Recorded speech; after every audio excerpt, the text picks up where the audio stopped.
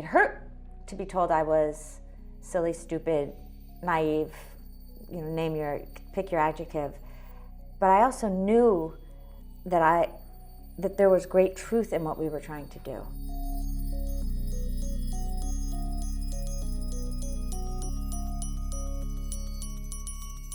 Now I talk to young entrepreneurs and say, if they don't tell you you're crazy, you're probably not doing something that will change the world. I think as a woman, especially, going in to meet with very successful Wall Streeters who would say, well, Jacqueline, I make my money here and I give it away there, and your model is completely muddled.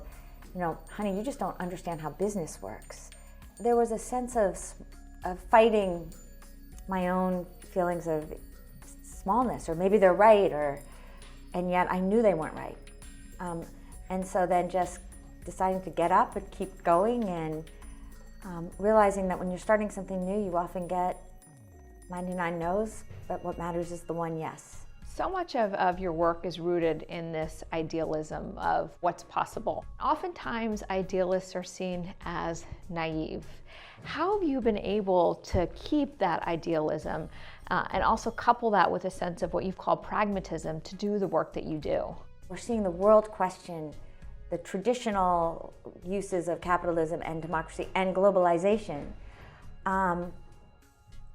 That naivete and idealism are actually more needed than ever.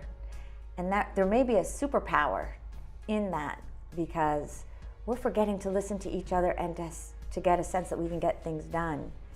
And that is probably what we need more than just about anything else right now. How do you define success in your career? If you look at success based on the amount of human energy that you release in the world, then at least I know we're on our way. We started with the golden rule of do unto others, and we extended it to a question that we ask ourselves: am I giving more to the world than I am taking from it? We would probably begin to morph our definition of success away from how much money do I have, how much am I giving away, to that same metric of am I giving more to the world, am I releasing human energy? And I would love to see us as a world celebrate it. Your work is tackling what often is seen as the impossible, these issues in the developing world that time and time again people put money and resources into, but seem unsolvable. Where do you keep your motivation? How do you keep going and moving forward, doing such hard work and often work where you have no idea what the outcome is going to be? Small steps. I think if you focus only on the big goal, and ours is to, end poverty, never going to maybe reach it in our lifetime, although I hope we will.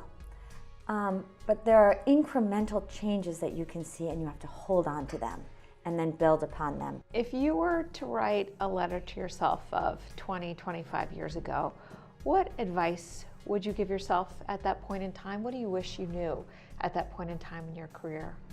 If you really have the daring to make change and reject the status quo, you've got to learn to not only be uncomfortable yourself, but let other people get uncomfortable. And you can hold them through that discomfort, but if you are not willing to go there, you are not going to make the kind of change that you need to see, not fast enough. I would tell her to know how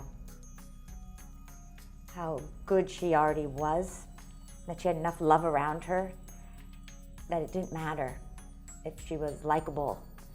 And I think I look at so many young women today and I think that is what I would wish them to know, that you are perfect the way you are. And now it's your job to go out there and get uncomfortable, make others uncomfortable, because this world needs to be changed right here, right now. And, we're all part of it.